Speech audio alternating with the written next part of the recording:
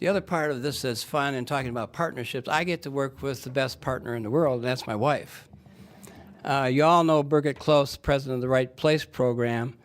And what Birgit brings to this whole process is an ability to talk about all the great things we do here in West Michigan and market those things as part of this global communication process, because we got a good product here. And so I'm happy to partner with her every day as in our roles on behalf of West Michigan.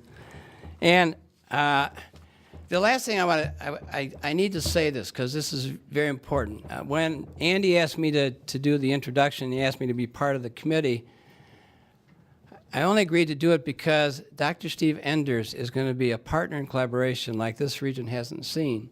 And I've had several discussions with him to talk about partnerships and collaborations, and I agreed to do this because he's the type of person that's going to help us build partnerships and collaboration in this region. And the last thing I want to say publicly, which I've never had a chance to do, but my wife and I both talked about this, I want to congratulate the GRCC trustees. Because I was in this room about 6 months ago or 12 months ago, and I had a chance to listen to the candidates to be president of this wonderful community college. And we walked away from it and said, this is not right.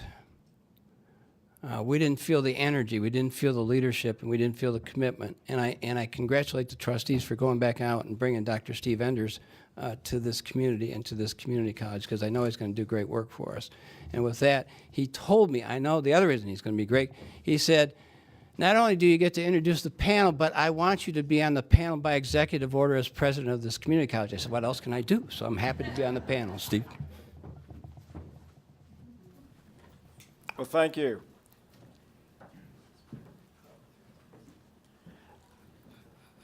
We're going to pick your brains a little bit, if we can. I mean, take advantage of a lot of wisdom that's sitting on our dais here. And thinking about Bill's message to us, the community college is me, and I think well represented by our faculty and staff.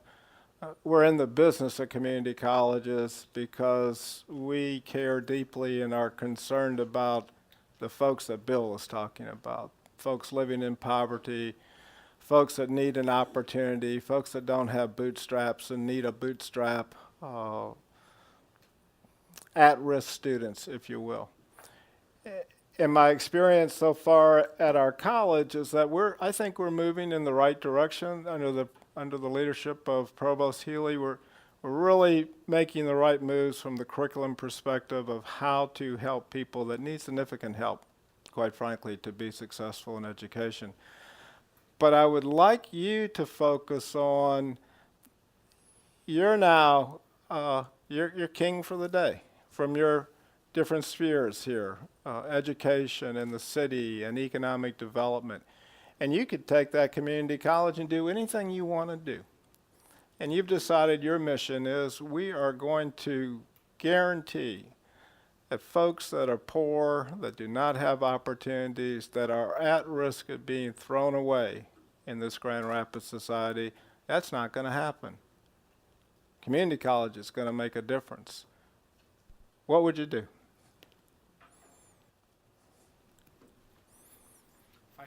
Yes, please.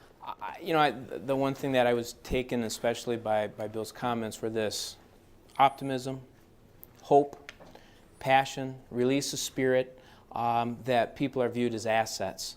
And through training, opportunity, and programs, that he has made that a reality.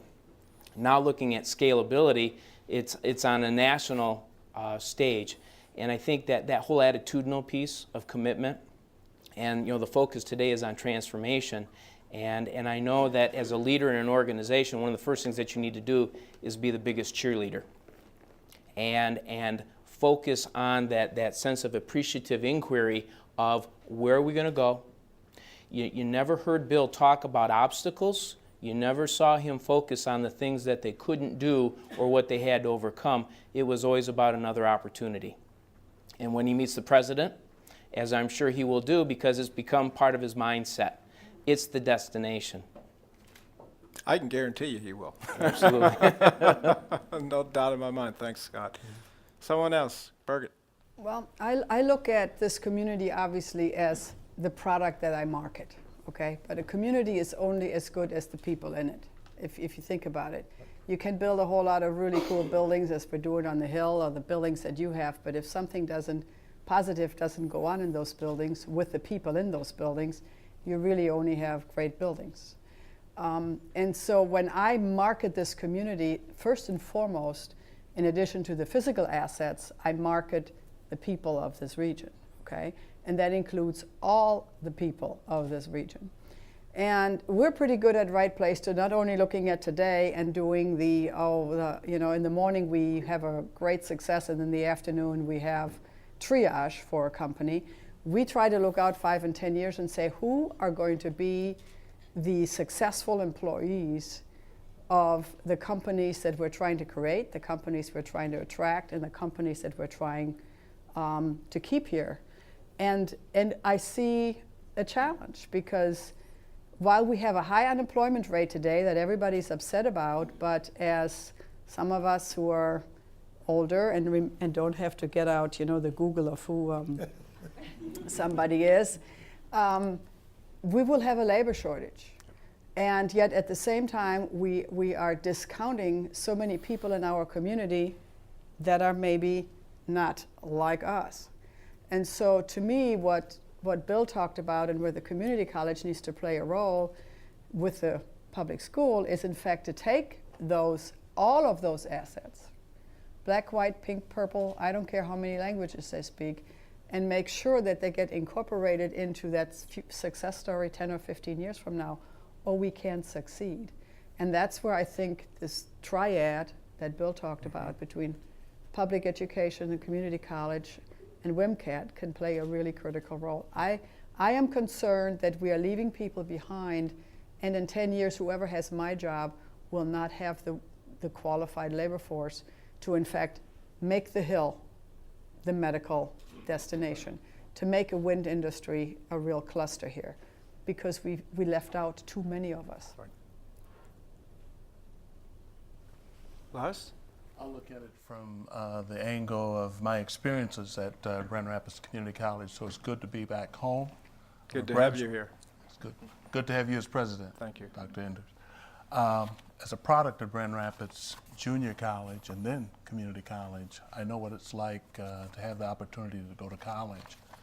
And I think the fact that Grand Rapids Junior Community College has been on the scene for so many years, and I read in your GRCC magazine that you have a record enrollment this fall.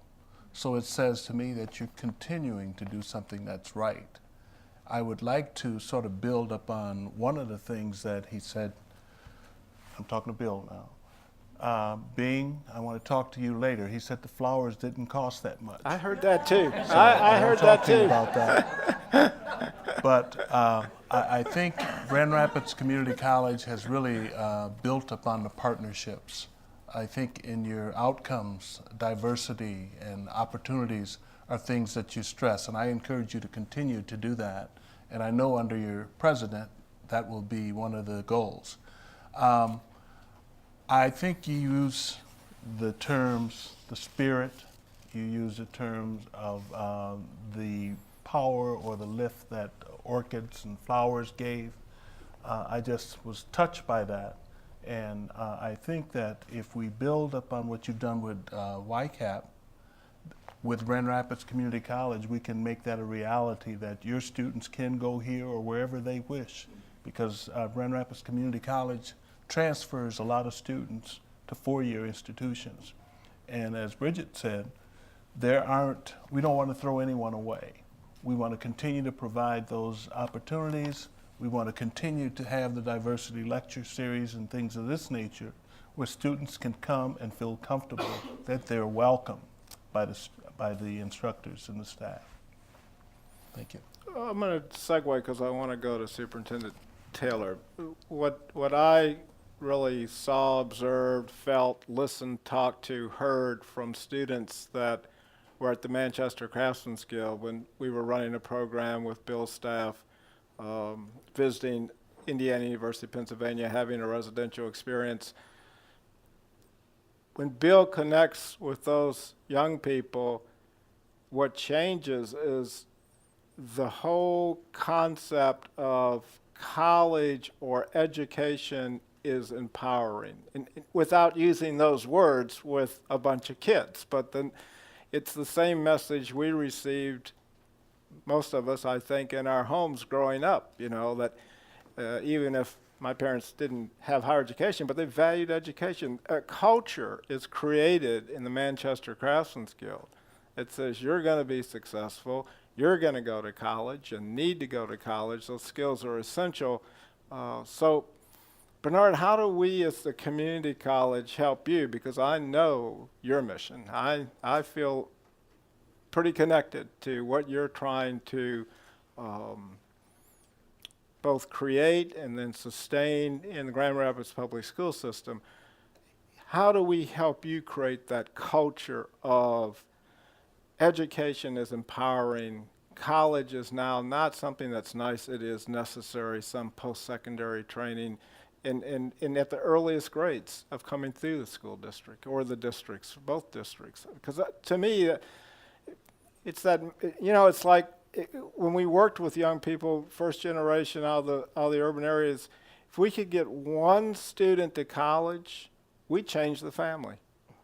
You know, because then their kids are going to go to college. You know, it just changes the whole, you have a second generation before you even get the first generation graduated, but you've changed the culture. So how do we change the culture or help you change that culture, both of you, Scott, in the schools? You know, it was distressing to me. I read that the survey, and 60-70% of the folks, parents in Western Michigan, didn't think college was important. And that's, you know, that's tough to counteract when that message is in your house every day. White kids, black kids, you know, poor kids. Rich people, you won't hear that in their house. You know, poor people. So how do we help you change that, Bernard? Well, I don't know that it's necessary that it isn't the children that don't have the perspective of what they need to do to be successful or to aspire to go to college or to aspire to being successful beyond high school. I'm not sure that everybody who works with children empowers them to believe that they can be successful. And I'm not sure that everybody works every day as diligently as they can to empower children to believe that they can be successful. I do know that when children get on, well, young people get on this campus, I do know that considerable effort is made at GRCC to help students navigate this social system. And I think that's what we have to demystify for students. We have to demystify for them the process of school. Because school is not just study and going to class every day. School is an intricate social system where there are rules of the game that some kids get from the moment they're born. They learn how to navigate these social systems. But other children don't have benefit of parents or family members who can help them break the code. Yeah. So I think, and I think what happens at an institution like the Manchester Craftsmen's Guild is that what Bill is setting up is, this is what this type of social system looks like. So if you want to navigate the social system, the piece about food, okay? I want you to think about what's involved in serving and eating a gourmet meal, okay? We all take it for granted that everybody knows what a salad fork is for. Everybody doesn't know that. But if you can figure that out before you're at an event where Right. you have to use a salad Right. fork, well, people are going to give you more entree than maybe you would get if you don't know how to use a salad fork. So something as simple as that, in an environment like he has set up, that's what we're really trying to do to break this code. And believe me, in education, we do a lot to make sure that we serve as gatekeepers of the code, because we're determined who's worthy to be given the keys to the city, and then others who we might want to say, well, we're going to make you work a little bit harder to get the keys to the city, and others who say, we're never going to give that to you. So I think that's what my takeaway is from what Bill has done, having seen that up close and personal. Scott? Expectation. Bill said if you build prisons, you'll get prisoners. Right.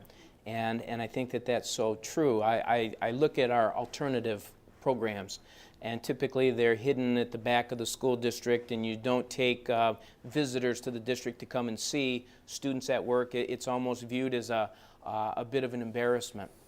And yet now what he's done is he's taken a segment of our population and restored pride, expectation, that they'll have the best and they'll experience the best, no different than the wealthiest in the community. And I think that sometimes we set our expectations not nearly high enough in regards to not only academic achievement, but behavioral standards. How many times did Bill point out that we haven't had any incidents in 8 years? Right. No cameras, no security guards. That comes from expectation. Greg had his hand up first, Birgit. I think one of the things that is very exciting about what we're talking about today, and it's things that I've been talking about lately, is we're dealing with legacy issues as it relates to the way people think. The legacy was General Motors is going to be here forever. The legacy is the state of Michigan will always do revenue sharing for our cities. The legacy is school aid will always flow down into the school systems as we've committed to. The reality is our world is changing, and we need to transform the way we think about our world. And so what I'm encouraged about with this discussion and the triumvirate that we talked about is we understand the need for the change. And we have leaders that are committed to help make the change and help people understand what is the new ethic and what is the new culture. In West Michigan, we got a shot to be really successful at that. And Bill's Center is an example of the kinds of things you can do if you allow yourself to think outside of the traditional boxes. And I'll stop here shortly, but I was mentioning to Scott, here we are, we got Scott and Bernard standing on a corner on count day to make sure that they have students in school. And I said, talk about a legacy of inefficiency and unproductiveness as it relates to figuring out how to count students. I said, you got to be kidding me. Right. And so it's on my list. I said this to Scott, it's on my list of one of those things we're going to change in this state because it's a legacy that needs to change. And it doesn't reflect the way we are in terms of the way we need to compete. So this group has got the opportunity to do that. Birgit? I just had a sidebar to a very interesting comment that Dr. Taylor made, which is, some people learn at home certain rules and regulations. What's the salad fork? What's the shrimp fork for? Remember that movie, Pretty Woman and the shrimp? It's for those of you under 20, you should Google this. But we face the same thing and this is maybe where, on a practical and tactical level, the community college could actually teach a course, and maybe you already are, and I'm way off here. But we experience the same thing with minority contractors, okay?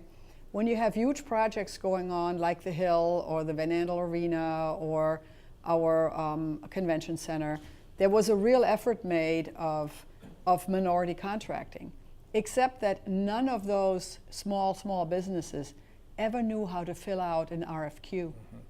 Because it was one of those keys to the city that nobody had ever told them. So yes, they're out there, as Bing knows and others in the room know, but nobody said, this is how you fill this out.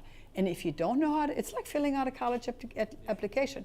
If you don't know how to fill it out, you have no dad at home who was in college, you're just stuck. And so we experienced something very interesting. Now, in the case of one of these big buildings, there was literally a training course by the two big contractors who called in all the minority contractors and said, here is how you go about doing this. Here's the rule of the game, otherwise you can't play. That's your entry ticket. So when people are complaining about, well, why aren't there more minority contractors? Because there is a barrier to entry that is as simple as understanding how you play the game of filling out an application, knowing the RFP process, how do you bid, how does it get passed, and how then you do the work. It's the exact same thing. And which is why, in my frustration, when people say, well, how many minority businesses do you have of a certain size? It's shamefully low because there are all these barriers to entry. And they're not being, you don't get to give the key because only, maybe we only want 5 of you instead of who cares how many, as we need. Right. And that's a part of the old tradition of what Greg just referred to. If we don't break those kind of codes in this state, we're going to be in bad shape, not just here, but all over. Mm-hmm. But I think the point that was made about the changing nature of the economy, I think that is something that we have to come to grips with very quickly here in this state. Because what Scott and I are faced with is, how do you provide a quality experience for students when your resources continue to decline? Okay. Now, I'm not going to sit here and bemoan that fact. That's the way it is. But the point is that if that's the way it is, we've got to look at exhausting all possible means to serve these students well. It is, but what that means also is that the reticence to look at how we do what we do, who does what we do, right, when it's done, where it's done, how it's done, all those things are going to have to change. When we talk about WMCAT, one of the biggest frustrations that I have is that we have certificated teachers who are on WMCAT staff, okay? I have to send certificated teachers. Now, so we have 2 certificated teachers working with about 20 students, okay, which is not cost efficient. But I can't just send them to WMCAT because the law says they must be with a certificated teacher. But if I use his teachers, we're contracting out instruction, and state law prohibits that. So my point is I am paying, essentially, I am paying twice to send students to WMCAT because we do contribute we pay about $65,000 to WMCAT for its services for our students. However, I then, on top of that, am paying someone else, 2 people, to accompany the students to sit in a class with a certificated teacher. So I am paying essentially twice for the same service because that's what our state says I have to do. And that's Greg's issue, I think. I mean, another example of these legacies of living in, I don't want to get too much into my talk on Thursday, but clearly we all in leadership positions that face some challenges in front of us. It's also the challenge of how work was done in the Michigan of yesterday and how it's going to need to change or be examined to be able to do at the same level of quality that's needed in the Michigan of today and tomorrow. I mean, that truly is the challenge, I think, for all of us in leadership positions. So it's not just higher education. It's not just education. It's not just Michigan either. I think if you look at what has happened over the last 18 months, this country, as far as I'm concerned, is at a crucible, and it's at a crucial point in its life cycle. And I believe that countries, like people and products, have life cycles. And this one had innovation and incredible growth, power to the nth degree. And we are at a point in our life where there's an India that's coming along, 400 million Chinese learning English, which is 100 million people more than there are in the United States. Kids who go to school 220 days out of the year instead of 180, who are learning a foreign language at age 6 as an automatic, and the second one, or in this case a third one, at age 10. We don't do any of these things. We continue to believe that we're living in this island, and at the end of the day, we are, an island unto ourselves. Unfortunately, somebody broke into the island 8 years ago, and we still try to pull up the moat, and instead of being way more open. He has 57 languages in his school. You have 57 languages in your school. I mean, it's a very different world, and I think between high school or schools, public schools, universities, community colleges, we got to communicate that, I'm sorry folks, but it's gotten really, really tight on this little planet, and we are either going to change the way we do things or we will be a second-rate power. Bill? I just wanted to add, I think that's all very true. And it also is a reflection of a country that economically is under this illusion that it can have millions of people, black, Hispanic, and so forth, and just carry them. That they just carry them. That these are people who are not producing, they're not productive, they cause, it It costs a lot of money to keep people poor. Okay? Exactly, yes. When you add up the police, the drug programs, the emergency room visits with people with bullets in their head, domestic violence, welfare and so forth, it's very expensive. Yep. And we are carrying millions of people like this. The dropout rate is 50% for African American and Hispanic kids in America. I don't know any economy in the world that can sustain those kind of numbers. And if the only way we're going to get to is, we've got to change the rules of the game, as these folks are talking about. Now. I mean, this isn't sort of 30 years from now. It's got to happen pretty quick. Well, the incarceration industry is exactly. starting to, Yeah. I mean, we're trying, they're trying to break down the incarceration industry. In some cities, the jail is the largest employer. Right. I mean, there is a lot of money in dysfunction. I mean, there are a lot of people who have a job every day because of dysfunction. So, maybe people don't want to upset the apple cart about dysfunction because it gives people something to do. That's true. Well, $50,000 a year in Pennsylvania to keep a guy locked up in jail. Yeah. It's not 50. much less here. Yeah. I mean, it's cheap. It's more expensive than sending a kid to Harvard. Crazy. And that really doesn't make any sense, does it? We could send 3 kids to the community college. More than 3. Well, Michigan has the highest incarceration rate of the Great Lakes states, and we're number 4 or 5 in the country. To me, that's such an incredible waste. Just because, I mean, we're not talking about keeping violent criminals on the street. We're not talking about that. But we're talking about some really silly sentencing laws that we can't change. If I could, Steve, you said if I was king for the day, what would I do? Right. One of the things I think we need to help GRCC deal with is the millage issue. We need to seriously understand what are the funding issues that we have to achieve great performance, and we should hold you accountable to achieving great performance with the dollars that you're given. But to suggest that we can't figure out how to deal with this, or it's not the right thing to do as a community, I say that's unacceptable, and we should be figuring out how to go after this in a way that creates partnerships and creates continuity in the educational process. And that's not just GRCC, it's obviously the other institutions. And so I will make my pitch that, because I do know that when you build great buildings and have great infrastructure, people take a lot of pride that they're part of that environment. Well, we have a great infrastructure of education at this community college, but when you look at our buildings, we're not in that position at all.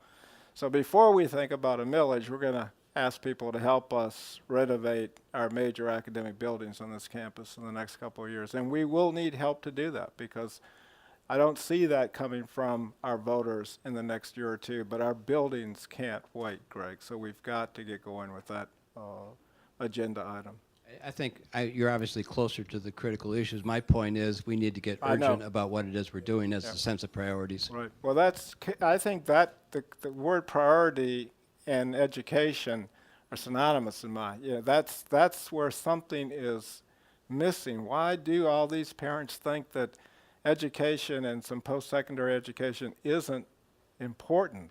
That still stuns me. I think it goes to what Greg said, and that is for 80 years this state has been the leader in personal income because of 3 big companies and their supply chain, and other really successful companies like Steelcase and Herman Miller and Hayworth and Amway, and it was all going well. I mean, we had the highest personal per capita income in the country for decades. And the model has changed. But there is an incredible lack in perception and reality by parents and ergo their children, because my parents didn't graduate from college either, but I can tell you they grew up during World War II and they valued education. And so that was, in our own inimitable German way, never verbally expressed, but it was certainly made clear somewhere that you're going to go to school, okay? We don't do that. And so my frustration with panels like this is we're all preaching to the converted, okay?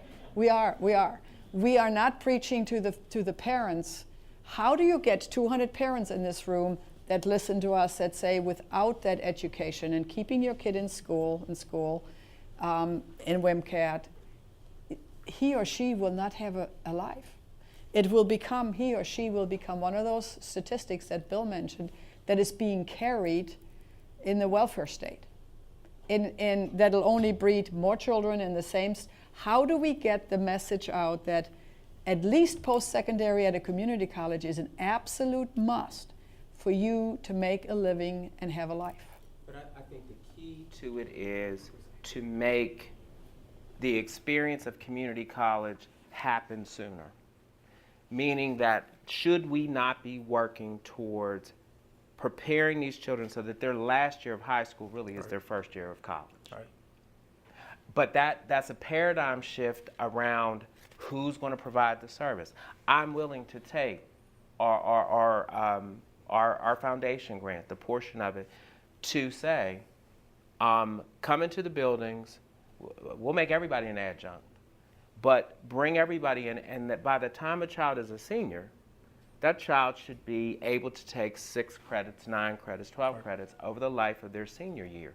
That then becomes the Grand Rapids promise. So I don't know that we have to do what they're doing in Kalamazoo or in Pittsburgh. I think that we can take existing resources, but look at how we deliver service. But how we deliver service is to constantly make sure that students have support to make sure that when they falter academically, it's not, hey, let's figure it out. Parents are doing, this is how I view parents. Parents do what they're supposed to do if they get the child to school every day. If you get them there every day, I can figure out the rest. Because some parents can't navigate all this. Some children have to transcend their parents. And it's a hard thing to tell a kid in the 4th or 5th grade, I hate that you got in the wrong parent line, but you did, okay? So that doesn't mean that your life chances can't be any greater than anybody else's or that your life chances are less than anybody else. But you're going to have to figure this out. Your mom and your dad have some other struggles. We're going to make sure that those get taken care of. But this one, I have you on this one. I'm going to help you navigate this. And Lord willing, there'll be a lot more other people that as you move from grade to grade, they're going to help you navigate all this until you get to a point where you can navigate it yourself. But we have got to start getting these high school requirements out of the way sooner so that they can experience college before they even leave high school. And I don't think that's unrealistic. Well, Steve, if you remember, that's what we did with you at IUP. That's exactly what he's talking about. We started putting these kids on college campuses in 9th grade. So that's a very good idea.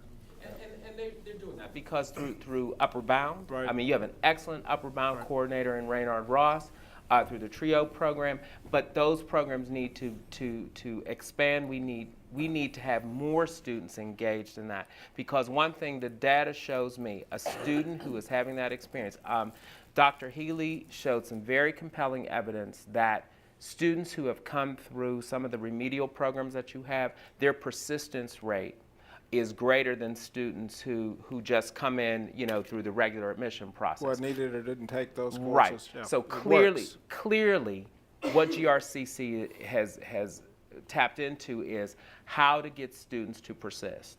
So it isn't this. What this community should really value is the strength that it has of the community college that it does have, which I'm not sure people really appreciate.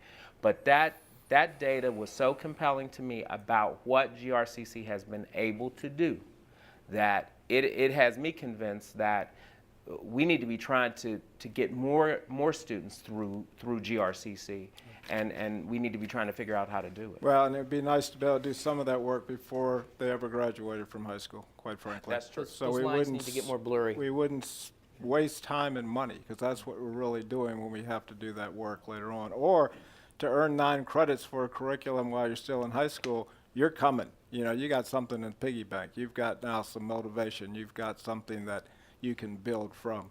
Go ahead, Bernard. Then I just want to say you have outstanding staff, though, that gets it. And they really do work hard, in my estimation. Well, let me to- tell you to help why I our know that's students. true. Getting back to what Bill was saying about his center, my experience working with at-risk students, poor students, students that look differently from me, and I used to do a lot of, when we came to campus, Bill, I would be one of those people in the classroom. You treat people with respect, and you're going to get respect back every time. I've been here now in the fall term through the summer. This is the United Nations, by the way. If you want to find diversity in Grand Rapids, come to our community college and walk around. I have not heard of a fight. I have not heard of an incident. I haven't had a faculty member call me and say, you got to get this kid out, which says to me our faculty get it. Because that is, well, if you really want to empower a learner, respect them. And they'll give you a ton back. You start belittling and treating them like they can't learn, and they'll prove that to be true pretty quick. You know, they're not stupid. You know, they figure. I've been asked to transition back out here. You guys have just made my job really easy. Thank you. That was a beautiful discussion. Any questions for Bill or other members of our panel? Come on now, it's live inquisitive. Terry Hanlon, you would not disappoint. Thank you all for being here, but I spent my adult career in K-12 education, and I agree with Birgit, who said, you do preach to the crowd. Any ideas, and probably, Mr. Strickland, to you, really reaching those students who need us? We were just saying here at this table, we have Upward Bound. We have all types of programs. It's for like 50 kids and 50 over here. But we lose kids by the hundreds. And Eli knows this best because he works on, you know, the inner city kids who are involved with gangs. I mean, is there any formula that is going to work that's fast and we can get started? Because otherwise, this is just another conversation. No disrespect intended in that, but you know what I mean. We've got to move a lot faster. We're losing way too many kids. And I don't know if Ruth Jones happens to be here, but she's a principal who has always said we could be losing the person who's going to cure cancer, take us to Mars, be the next this, that, or the other thing, and it's absolutely true. Well, if I were running the show, I would immediately move to create a public service program, well-funded, that provides college students and undergraduates and some graduate students the opportunity to provide service to community-based institutions that need it, including public schools, community colleges. There's a vast workforce out here that's untapped, that somebody went to a lot of trouble to spend money educating, that are an unused asset, and there are millions of these kids. I speak at a lot of colleges. There are 20, 30 kids every time it says, how can I do what you do? That's why I came to college. Well, we've got to create job opportunities to engage those guys and put them to work. We're not leadership short. We got plenty of leaders. We've got to get some worker bees in this thing because the leaders are getting ground down, they're overworked, they're tired, and overwhelmed with the magnitude of the responsibilities we put on these guys' shoulders. They need help. And there is help out here, there's labor here. But we've got to change public policy. That's why, you know, I really have a problem with the banking industry. Not just because they're awarding themselves record salaries. It's, from the very minute we bailed them out last year, it's hundreds and hundreds of billions of dollars. Do you have any concept of if we were able to deploy that capital for the problems that we're dealing with, we could change this country. So we know that the financial wherewithal is here, the will is not here. And that's where these guys have got to keep pounding on this thing till we engage our best resources, who are our young people, who passionately want to. I have a file cabinet full of guys who want to work for me. I don't have the resources to hire them. Right. Why? Because education keeps getting cut, not-for-profits keep getting cut, the Arts Council's out of business basically in Pennsylvania and so forth, and all the things where you get the innovation are the very things that we're cutting. That's crazy, man. That's an economic system that makes no sense. Greg, and then one of the, to complement maybe what Bill's saying, one of the things we're doing in West Michigan is we're on a mission to create 3,000 new internships in our region, working with employers in the private sector as well as the nonprofit sector, because part of my belief is you tap into the capital that Bill just talked about and put them to work and give them opportunities to interface with various organizations to understand why they should stay in West Michigan, to help us change the culture and at the same time take their talent and expertise and put it to work for the organizations that need the help when we don't have the resources that we might otherwise do it. So internships is one way for us to tackle the problem. Pay for them. I'm talking about money, man. Yeah, I know. Not volunteers Yeah, I and know. charity. These are paid. This is a paid stuff. This is a paid position. Elias? I think one of the things I was struck by during your presentation, Mr. Strickland, was you had a program that within 10 months, the children were doing well. Yep. So I think we have to look at curriculum as well as things that have been indicated earlier. But a lot of the things, as I recall when I was here at community college, you have the early college, you have the dual enrollment, you have some things that are already in place that you could just expand upon. I think if you brought the superintendents together with the presidents and the deans and some of the staff who worked with the students, it's just a matter of providing some time. It's almost like the old skill center, where I think where students would leave the base high school and go to the skill center to study certain curriculums. You've got a lot of these pieces in place. It's just a matter of aligning them together and providing the students with some of those opportunities and recycling some of the funds that are coming. Since they are limited, I think you have to look at the sustainability. The other piece that I think I was struck by was when you talked about how you play up the art and the music. I think many times when things get tight, those are some of the first courses to go. Oh, yeah. And I'm not pointing the finger at the superintendent. I know you've only got limited resources. But you use music and art to motivate and to lift the spirits of the students while they're there. I think we have to look at all of those. And it means that you recycle or you bring the people to the table whereby you can review what you're doing and try to restructure and reconfigure some of those studies. We have another question back here. First of all, thank you for your input. I'm not a graduate of Mr. Strickland's institution, but I am a disciple of his institution. I heard him speak, what was it here, first time, 6, 7, 8 years ago. My son and I were in the audience, and ever since then, my son and I keep talking about how can Eastern Florida be a part of that, that model. What I want, I know he facetiously talked about how inexpensive flowers are, and I think it's true because you see, if we invest a dime and don't get a return, that's a very expensive investment. But if we invest $100 and we get that back tenfold, that's a great cheap investment. And we got to start thinking about that way. And we got to start thinking about that in the terms of the small business. I think that a lot of the things that we hear in this community is related to some of the bigger industries and the bigger businesses.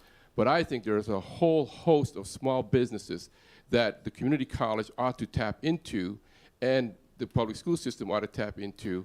And I also think that we need more successful role models of those small businesses who happen to be women and minorities. And we need to highlight them more in our community so that our children can say, you know what, if they can do it, we can do it. And I think those are some of the things that can be done very inexpensively as well. Birgit was talking about the minority contractors and teaching them how to do this, this, and this. I think that's true. But I also think that the private sector can play an important role that says, because we passed this crazy proposal too in the state of Michigan, the private sector can say, you know what, that's my contract, that's my money, I'm going to tell you how to spend it. We just renovated an old building and we spent millions of dollars and we had 60% participation of minority contractors because we said, that's who you're going to use.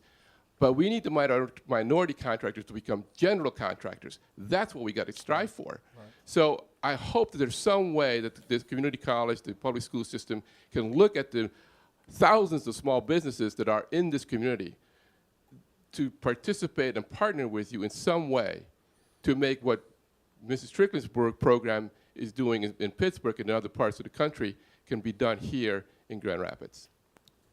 Thank you. Any reaction? I know in the Grand Rapids Public Schools, we've started down that road. At Union High School, we have the Academy for Design and Construction. That was basically organized. The curriculum was developed by some of the leading construction and design firms in the city. The same thing is going on at Central High School with the creation of the Health Sciences and Technology High School there. So we're not ashamed to say that we don't have the expertise to know what it's going to take for a student to decide what career will allow that student to stay here in Grand Rapids over the next 5 to 10 years. That's why we're going to industry to ask, and we're saying, help us put together what you need in terms of a viable employee to work for your organization 5, 10, 15 years from now. I think we've got to do more of that. But I think small businesses also have to be willing to put themselves out to help us develop these experiences, the curriculum and the types of internship experiences that students are going to need in order to recognize the fact that they can stay here in West Michigan or here in Grand Rapids, make a living, raise a family, and enjoy the kind of quality of life that we all hopefully are enjoying now. But that also means that we have to look at what regulations are in place. What are the impediments to that happening? And there are considerable impediments to that happening. Considerable. And maybe 10, 15, 50 years ago, those things made sense. But right now, there are impediments that impede innovation. And if you want to know about innovation impediments, talk to Brian Cloyd. Talk to what he experienced along with the Grand Rapids Public Schools in forming Grand Rapids University Preparatory Academy. Now, we said we're going to work together, we want a partnership at every turn. There is some state regulation or some bureaucratic largesse that we have to deal with. And the only thing we want to do is look at an efficient way to provide students with what they need and to give parents choice. And we are thwarted at every turn. And if you say change it, oh no, we can't do that. But everybody wants change and innovation until it means changing the rules of the game to allow change and innovation. So what I think GRCC, small business can do is look at, hey, let's lay it out there. Let's look at, all this stuff is affecting, the thing for me is these children. There's not an adult here who doesn't have choices in what they do. These children don't. This is the only free thing they get is a K through 12 experience. It's the only free thing they get. And if we keep botching it up, we're setting ourselves up for failure. Well, to go on, to tag on to what he just said, there are, at the one end that Bill mentioned there are college students and master's degree students out there who could become real assets. At the other end of the spectrum, you have some of us who would gladly give up our time to teach a geography class because we lived someplace else, or a history class because we lived it, and we can't because I'm not a certified teacher, okay? Nope. But I'm probably a pretty darn good teacher on, German medieval history, but I can't do it. Nope. And to me, that is just a stupid regulation, and so I would love to spend, as my husband knows, I stop at every green marker, to read what history there is. But there are many of us who have international experience, years and years of it, who can't share that with students, or have a passion about geography or history, or name it, or who are brilliant at math. I'm not one of those. Who could actually, on a real life basis, say, you don't think you need that math? Guess what? You want to be a really good fill-in-the-blank engineer, you're going to need it. Let me show you where it makes sense. And we can't because you have regs. Well, again, back to Greg, policy, and that's a level we have to play in if we're going to make change. Bill, last comment tonight. As a vivid illustration of this problem, look at the President of the United States trying to get health care for poor people. It's dug in. The industry is showing its teeth. Right. They're pouring millions to prevent people from having health care in this country. That's what he's talking about in education. Right. It's the same thing. It's vested interest. It's keep it the way it is. No one is going to sacrifice for the betterment of the community. It's very sobering. move my cheese. And the President of the United States, God bless the man, I think he is probably getting up wondering why in the world he wanted that job. I actually think he's still thinking, I can do this job. I really believe that. I think that's all of us. Well, and I want to end with, do we have to? Okay, I'm trying to, you guys gave me a time frame, so. And it's one of your trustees too, Steve. Oh, go right ahead. So now we have Please, plenty take of your time. No. Birgit, perhaps you'd be the person that could address this, but a few weeks ago in the Parade magazine was an article about an issue that's facing us here in Western Michigan. And I do believe that there are some parents that are facing some impediments too as far as seeking jobs. So here at Grand Rapids Community College will do as much as we possibly can to be sure that we have a workforce development program that allows us to have jobs, and whether they're new jobs or whether they're retrained. But Birgit, there seems to be an issue here in this area. We are very high in our foreclosures. We have many people that are suffering from bankruptcy. And we also have the issue out there. We can train them for a new job, but when it comes time to be reemployed, there seems to be a problem when they say, are you in bankruptcy? Have you lost your job? And for what reason? And they are not being hired into a new situation. So what can we do to be sure that these parents who are trying to make good decisions for their children as far as their education is concerned, to be reemployed in this environment so that this education can go on? If they have gone through bankruptcy and there's been a lag in between, an employer won't hire them. Yes, and then this is what is said in the Parade magazine too. There was an article that said this seems to be a common problem across the United States. What is it that our employers are doing in the area then that can continue to rehire people?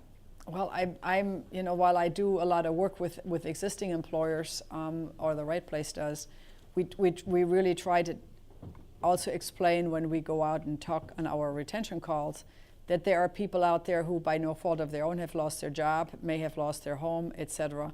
And it's a one-on-one thing. Now what has happened is that a whole bunch of the local foundations have banded together to help the whole foreclosure crisis. Now they can't help everybody, but they have done a very good job in looking at that issue so that you don't lose your house in the first place. On the unemployment side, we're seeing lots of churn, but we're also seeing new jobs coming in. And sometimes what we have is really a mismatch of skills, okay? Yesterday somebody at a speech at the Econ Club said that the United States is still the largest manufacturing country in the world. Peter Perez, who's sitting right behind you, was at the same meeting. But it's only 22% anymore that's in manufacturing, and it's not about China, it's about productivity. So the jobs that are out there today are not at that low skill job anymore. It is much higher skilled, which is where the community college comes in again, because we have mismatch of skills today that sometimes prevent people from finding that next job. I'm not sure I'm not a bankruptcy person, so I can't answer that question. What? Peter? Yeah, just a quick comment about Fred Keller's Welfare to Work program. Right. There are some innovative programs. Yeah, the Source is another one. Right, right. The Source is another one where a whole group of companies actually banded together to make sure that people with low skills can migrate to higher skills. There is no single black and white answer to your question, Jane. There really is not. Well, I need to wrap this up, but first I'd like to ask all of you to thank these wonderful people for a wonderful panel discussion.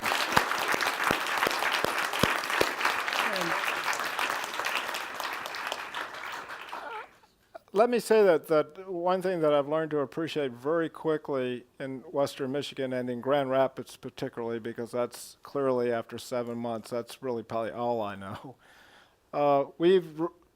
A lot of issues were raised today around problems and problem solving at the policy level, at the local level.